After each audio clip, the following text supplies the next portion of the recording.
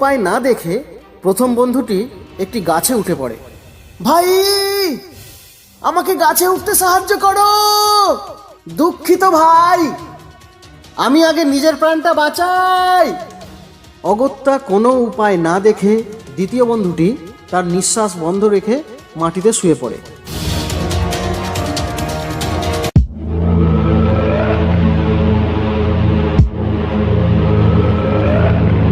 এরপর ভাল্লুকটি দ্বিতীয় বন্ধুটির কাছে এগিয়ে আসে। তারপর ভাল্লুকটি তার ভয়ঙ্কর মাথাটিকে নিয়ে বারবার মানুষটির ঘ্রাণ নিতে থাকে, কিন্তু কোনো প্রাণের অস্তিত্ব না পাওয়ায় সে সেখান থেকে প্রস্থান করে।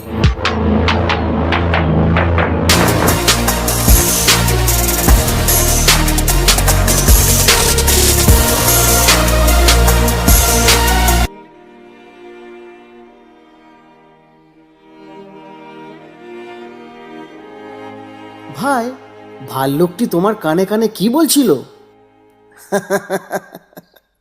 প্রকৃত বন্ধু কে সেটা কিন্তু বিপদের সময়েই বোঝা যায় ভাই।